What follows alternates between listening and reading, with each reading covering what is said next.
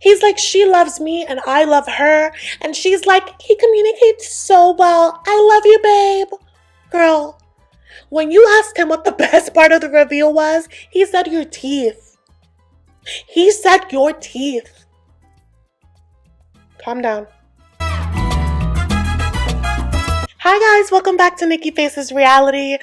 Season 6 of Love is Blind has got the internet yapping. It's been a fun time looking at the memes. This recap is on episode 7, so no spoilers please in the comments. I will be recapping episodes 8 and 9. Before we jump in, make sure to like, comment, subscribe, all the yummy YouTube things. I think when I post this video, it'll be on my birthday, and it would be amazing to cross the 500 mark of subscribers or more.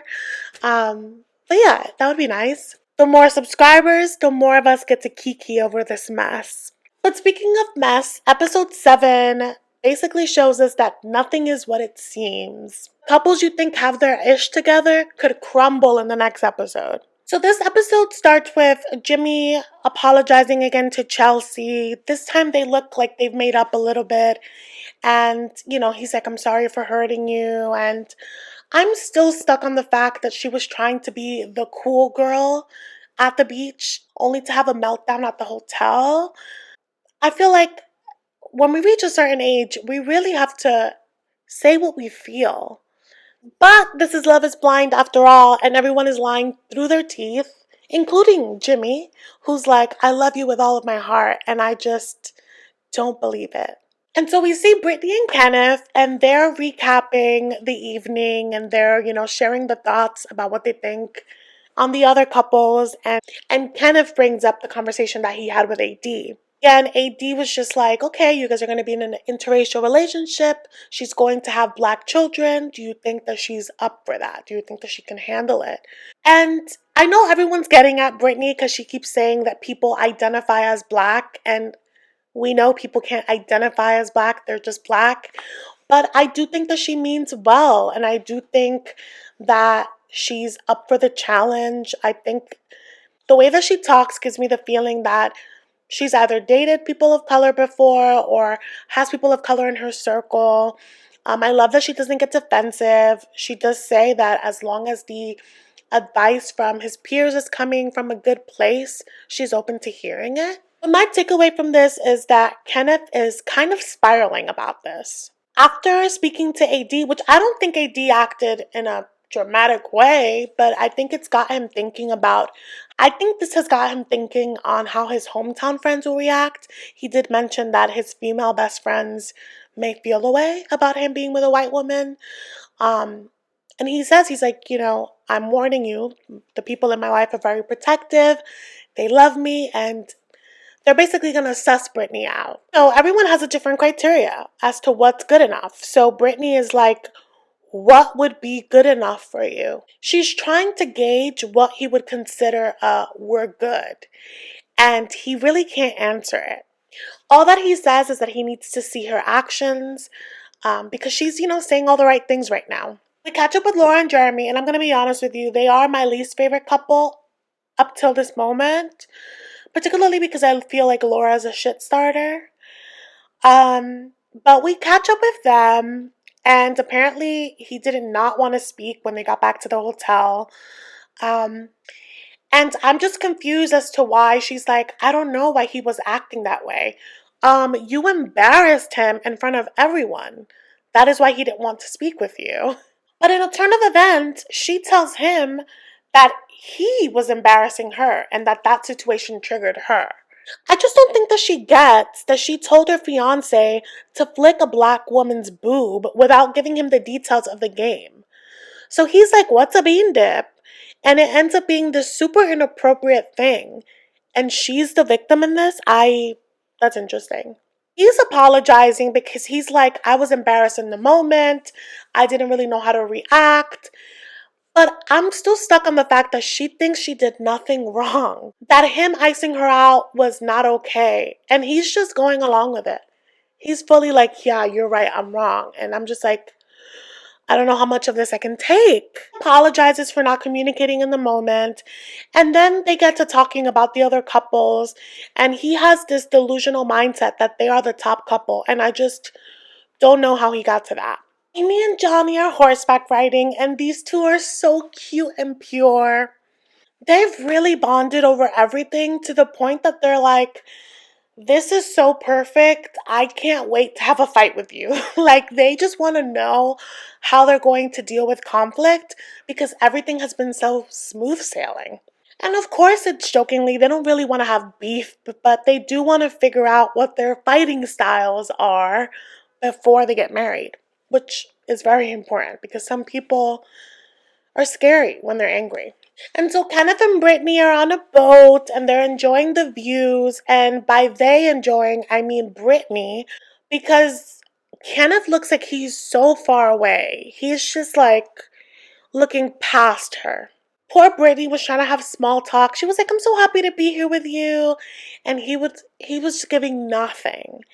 And there was an awkward silence. I don't know if it was editing, but it was so long and so palpable.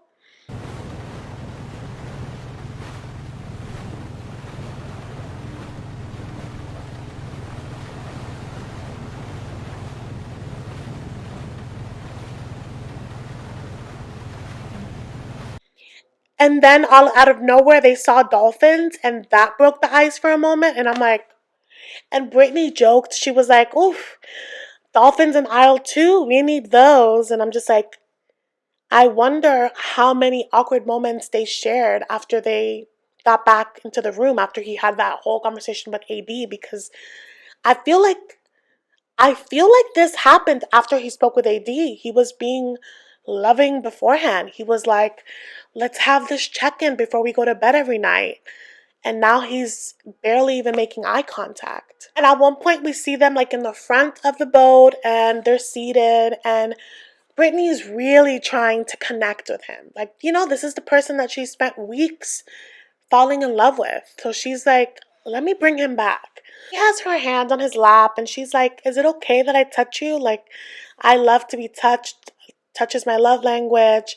And he's like, yeah, am I touching you okay? And she's like, actually, I wouldn't mind if you touched me more. And he said that he was afraid of being smothering. And she's like, I don't think that's possible. So she's basically giving him an invitation because they're both so respectful. And she's like, no, like, you're my fiance. I want to feel you. And they lay down and they're touching hands and she's trying to look back and trying to, lock eyes. And again, he's out of it. We catch up with AD and Clay and they're by the ocean ready to have lunch. And, I think they're both wrapped in different fantasies, but a fantasy nonetheless. Clay is like, yeah, we're going to be such an iconic couple. And he has all these grandiose, visions for them.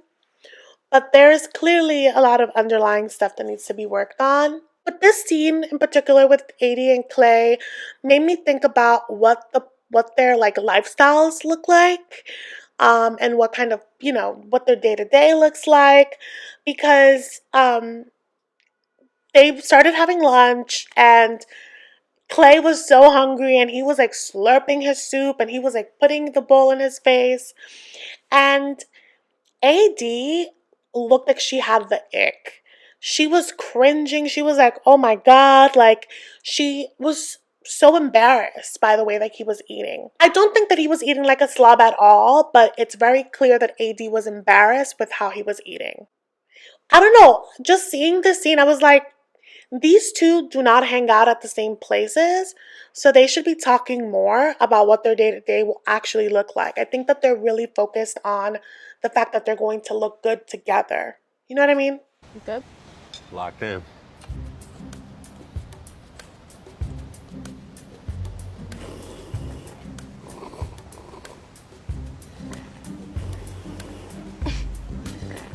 I'm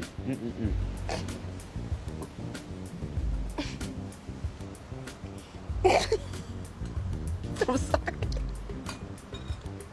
I'm glad you're loving it. I'm glad you're loving it. I'm personally not gonna judge him about how he's eating his soup. People in different cultures eat soup all types of ways. In some cultures, it's a compliment to slurp. In some other cultures, it's looked down upon. I'm just gonna tell you that he's eating soup in the Dominican Republic, and that soup must be so seasoned. It must be so delicious. And going along with the whole, they must have different lifestyles. I don't want to make assumptions, but in this scene, Clay, after they were finished having lunch, and he started scraping all of the food onto one plate and stacking them so that it can be easier for the waiter. I was like, one, that's considerate. Me and my friends do that too. Um, but I always do that because my mom worked in the service industry growing up, and so I'm always extra considerate on that. But that made me think about, what does Clay do again for work? Or is he still doing that? Like, I just feel like the way he did it felt just like second nature. And AD, I don't want to say that she was looking at him with judgment with this, but it was almost like a "what are you doing" kind of look. You guys can let me know what you think in the comments. But anyway, this leads me to believe that their lifestyles are very different. Their tax bracket may be very different, and that will also come up and manifest in their relationship. But yeah, I just thought that that was such a considerate moment, and I feel like he always says the wrong thing. And so this may be my favorite Clay moment thus far. And it's so interesting that this human version of him in this scene is so endearing to me, and AD couldn't be more disinterested. And and the vibe is really chill to start with, but then all of a sudden he kind of like checks out a little bit, and he's like, I'm trying to remain positive. I just have a lot. Like, I don't want to let you down. He said, I know how much this moment means for you. I know how much that day would mean for you. And it's so interesting that he and Matt told AD the same thing. It's like, yeah, marriage is a big deal. That's why you're on the show. Like, it should be a big deal to you too. AD is a bit annoyed that he kind of like became a bit of a downer in this moment, but they're on a countdown, and I think that he just doesn't feel good enough. He says that he's thinking about his family tree and the fact that he hasn't really seen successful marriages. So he's like, can I even do this? Do I know how? It's just so interesting that this is his most sincere moment, and AD's like, are you okay? But more on that later. We have another group outing at the beach. I have some serious FOMO about these people being in my motherland. And that feast. Chelsea wastes no time in telling the girls about how much her and Jimmy's relationship has improved. It's been like 2 nights at most. And when they asked her if they had been intimate, she didn't say flat out that they've had sex, but she's like, yeah, we fussed around, and is all giggly about it. But she ultimately says that they needed to like figure out their shit before they could be intimate. And I'm just like, I don't really know if they've really figured it out, or if they're just like, let's roll with the punches. Let's explore every avenue of this. We see this funny moment too where Jimmy apologizes to AD about the comment that she wasn't ever supposed to hear. You know, the one where Jimmy's like, AD is stacked and his fiance Chelsea blew his spot. Yeah. And so AD's like, no, it's fine. And he's like, no, no, no, like, it caused a problem, but it helped us in the end. And AD's like, I'm glad that talking about my ass helped you guys level up in your relationship. I just know that AD's talking shit about them to Clay. I just know. We also see Laura and Johnny get to talking, and Laura wants the tea, okay? So she's like, oh my god, you and Amy, the sexual tension is just so palpable. I just know you guys are doing it like rabbits. And Johnny's like, no, we're not. He says that they're taking it slow, but really it's that Amy is not on birth control, and he doesn't want to run the risk of having kids because he's not financially there. But I'm just like, Johnny, are condoms not an option? Did condoms go extinct and I just didn't know? But I feel so bad for Johnny because he really does seem like a nice guy, but when he said that he just assumed all women had birth control, I was like, do you realize that birth controls are additional hormones? Listen, birth control is not for everyone, but I wonder how Amy feels about it. It sounds like he just refuses to touch her in that way. And that must be frustrating because she said on their date that physical chemistry is definitely turned up a notch since their reveal. That's crazy. We also have a moment with Jeremy apologizing to AD about the bean dip comment, and he tells her that he had no idea, that he was so humiliated. But then he switches the subject to ask about Clay, okay? And she's like, "Yeah, we're good." And he's like, he gets into his introspective mode sometimes, and you just have to give him his space. And AD was like, "Oh, I thought that was just with me." And you could see that she was like, oh, like, okay, like, this isn't a personal thing. This is just how he is. And this is why I say Jeremy's the personality hire, because he observed everyone in those men's quarters and he knew exactly how to be their friend. And AD just looks so relieved with this. Jimmy and Chelsea yelling to each other across the beach, being like, I love you, baby, is so hard to watch because they're overcompensating. They do not like each other like that. At least Jimmy does not. From the beginning, they've wanted to be like this cool couple. Even when he hated her guts because she didn't look like Megan Fox, he was being like, yeah, we're the best couple here, probably, before he had even seen the other couples in action. Am I being petty, or did you guys get that vibe? They're just doing too much. He's like, she loves me and I love her. And she's like, he communicates so well. I love you, babe. Girl, when you asked him what the best part of the reveal was, he said your teeth. He said your teeth. Well, they were determined to get all types of pairings talking to each other because we get a clip of Amy talking to Jeremy. And she's going on and on about how much she loves that she gets to be playful with Johnny, but also be vulnerable. But she also tells him that she's scared. She's never lived with a man and she knows that it's going to take some adjustment. But also, her dad does not approve of her being in this process. Apparently, he's very traditional, which doesn't surprise me. She says she's Puerto Rican. She's anxious about what the transition to the real world will be. She anticipates that it's going to be very intense, and I'm scared for them because I thought they had zero conflict, but I think this is going to be the big one. But in this talk, Jeremy spills that, you know, Sarah Ann and Laura were neck and neck. Depending on the day, they switch spots between 1 and 2. And the reason that he picked Laura is because he was able to picture how they would handle conflict together. They've talked about that in depth. But with Sarah Ann, they never got to that. But that doesn't mean that there was anything wrong with his connection with her.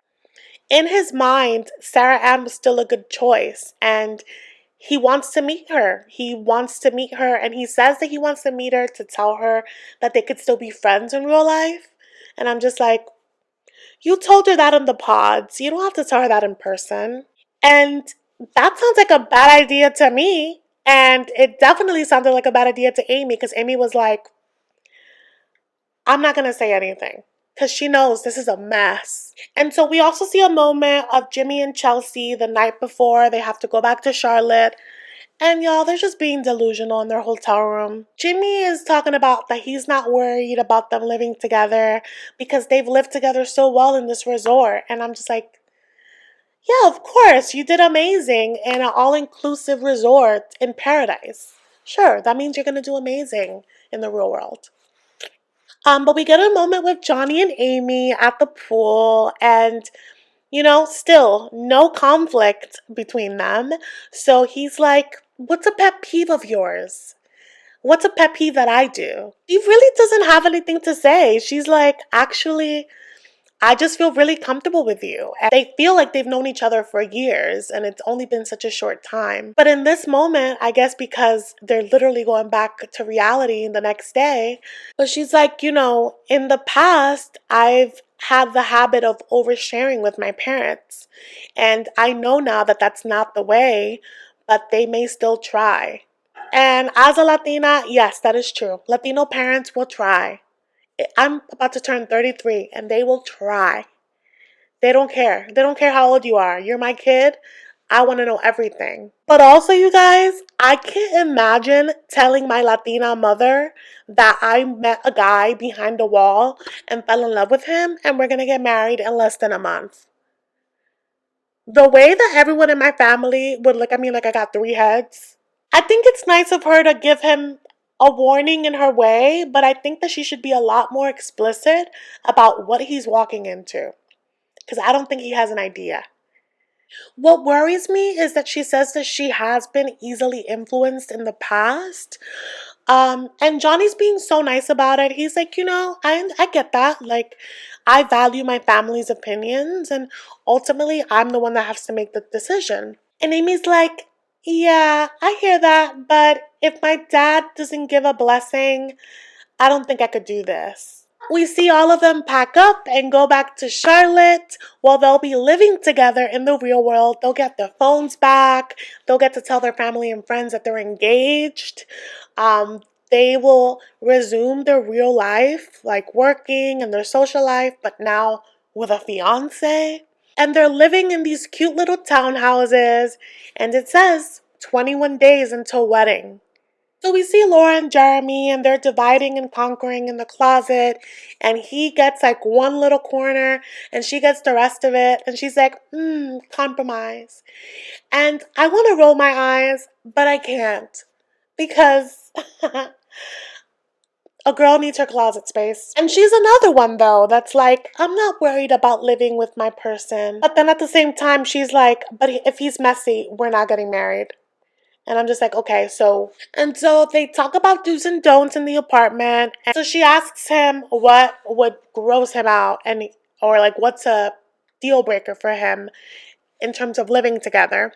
And he's like, no dirty dishes in the sink when we go to bed. She's like, that's doable. And he's like, yep, that's me. That's it. That's simple. And she's like, yeah, no, I'm not simple. I have a list. And then she goes down her list, and it's no leaving hair behind when you shave your face. Don't be leaving half-eaten food around the house. Don't leave the house and leave the TV and the light on. Don't leave spit marks on the mirror when you intended the sink. All things which sound reasonable to me. And I can see how it may sound excessive to someone else, but nothing kills romance and fantasy more than living with a man for the first time. And you're like, oh, this is how you live? And if you have something to say about that, bless you.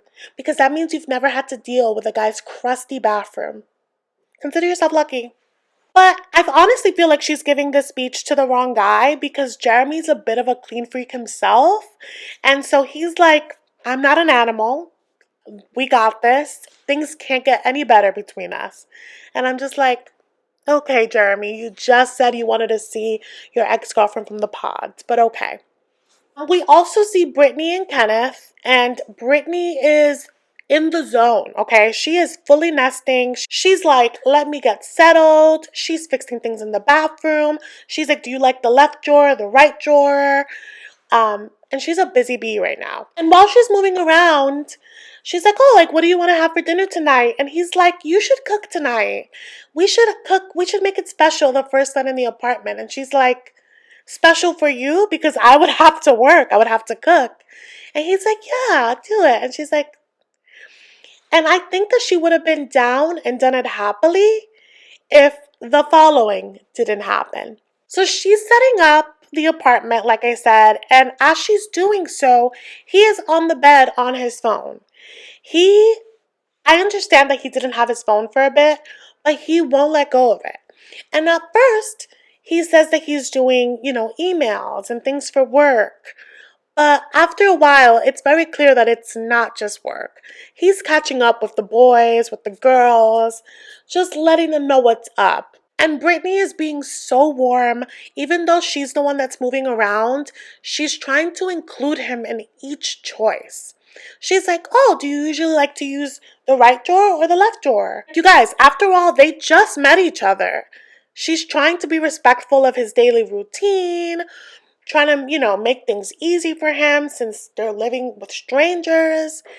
And he is so checked out. Brittany just wants his input on something, and he's giving no feedback. And initially, he would say like one word answers, but it got to the point that he just stopped. He just stopped responding. At one point, she's like, ooh, my hip popped. And it's like she said nothing. It was like he was by himself in the apartment. And I think she said that, like, to see if he would, look up. And he didn't. And there's a moment where she's like seated on the bed talking about the mattress. And she just looks over there and he's looking down. She does not exist. And so at one point, he's like, I'm all set. And he gets up. And I'm thinking, okay, great. Now he's going to go ahead and help her out. He says, I'm going to go downstairs. And you guys, he goes downstairs to sit again with his phone.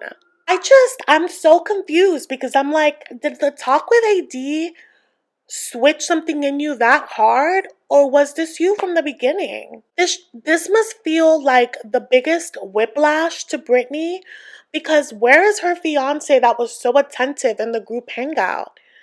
Was that performative? What happened? And so the last scene in this episode is with Clay and AD. They're, being cute on the couch, saying that they're testing it out to get real comfy with each other. She's telling him that she told her mom and her sisters about it all, and they definitely want to meet him. It sounds like they're being a little cautious about this. And he says that his mom is really excited about her, and that so is his dad, but his dad can't believe that he's going to get married. And then Clay says this weird comment of like, I'm going to have to watch out because my dad is going to want to flirt with you. And it's like, I hope he doesn't. And Clay keeps bringing up that his dad is suave. But in this conversation, he's like, I'm realizing in speaking with my friends about me in this process that the person I grew up idolizing was a serial cheater. Actually, everyone I've ever idolized has cheated in some way. So Clay is panicking because I feel like for him, all that's been modeled is that men cheat, that men can't be just about one woman.